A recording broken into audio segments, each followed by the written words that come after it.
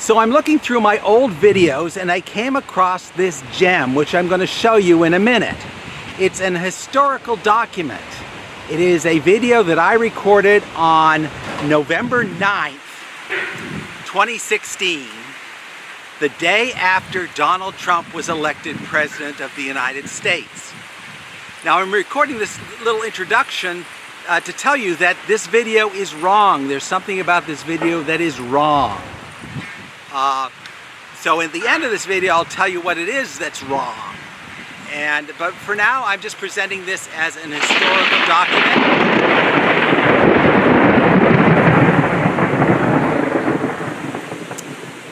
Because it's history.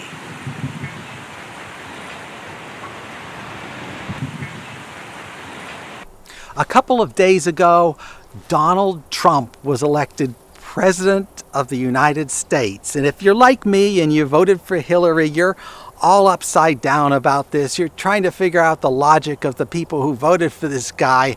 And I'm here to turn you around and give you a nice, neat theory to explain Donald Trump and explain a lot more about modern democracy, because America isn't the only place that has problems. There are Donald Trumps emerging all over the world. So why is this happening, and why is it happening now? And my theory says that it's the result of a demographic time bomb that has been ticking away for, about 60 years now.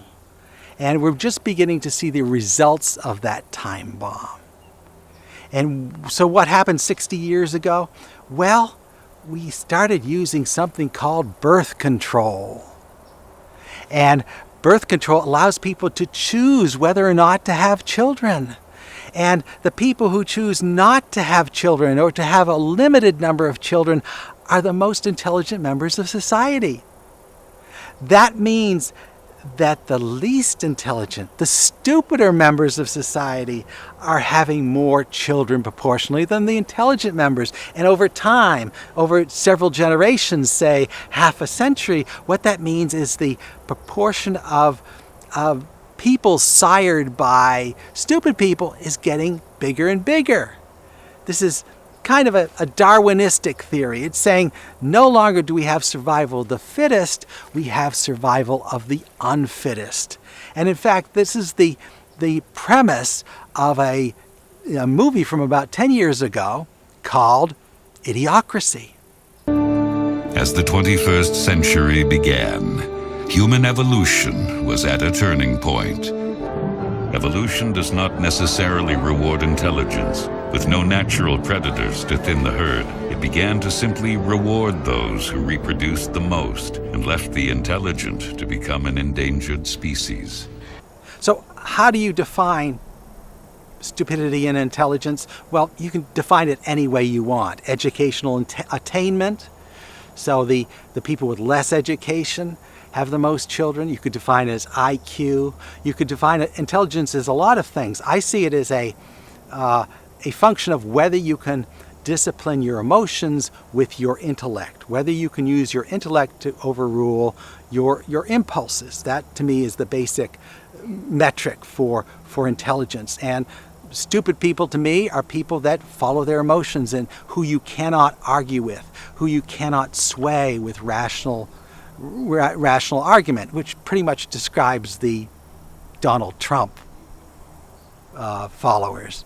No matter what bad things, no matter what scandals are exposed, the Donald Trump people are not swayed by logic. So I talk about smart people and stupid people. Now, is this discriminatory? Well, not in the traditional sense, because I'm not talking about race or culture or gender or sexual preference. In any community on earth, any race on earth, you have your smart people and your stupid people. And in most cases, it is the stupid people who are reproducing much faster than the smart people are reproducing. If you take a dysfunctional man and a dysfunctional woman and they get married and have children, there's a statistical probability those children are going to be dysfunctional, are going to lack the intellectual skills to make wise judgments, and you don't know if it's nature or nurture. It's not a firm thing. If you come from a dysfunctional family, it doesn't mean you have to be dysfunctional, that you have to be stupid. There's an element of free will in it, that you can decide, I'm going to be intelligent, I'm going to use my intellect to discipline my emotions, and just by saying it, you can become it. But that doesn't obviate the fact that statistically, dysfunctional parents produce dysfunctional children and produce more children than the functional parents do. So, what are the solutions? I'm not offering any solutions here. I am unaware of any solutions, because anything you can dream up to try to control this problem runs into the barrier that the stupid people can vote, and they already control the legislature. So we can't say, well, we need a licensing system so that only the smartest people reproduce, or a licensing system to try to limit the number of children people have.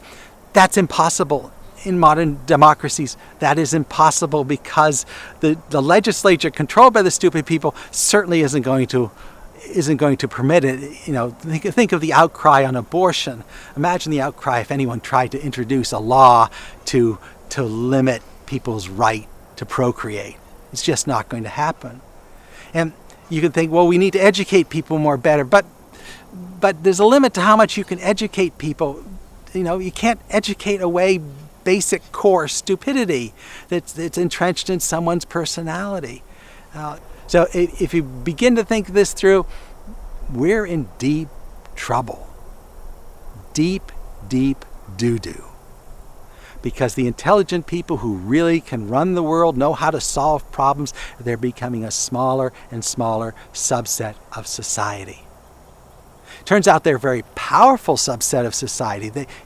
Intelligent people on the whole tend to have more resources, tend to have more power than the stupid people do. Until it comes to one thing, and that's the ballot box. We've chosen this form of government called democracy, where everyone gets one vote. It doesn't matter how smart you are, how stupid you are, you get one vote. And the stupid people are always going to outnumber the smart people. So what are you going to do?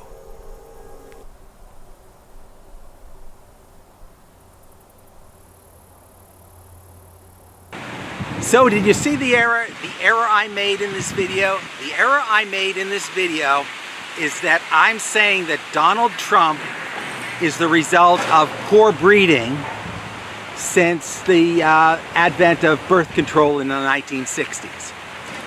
That is wrong.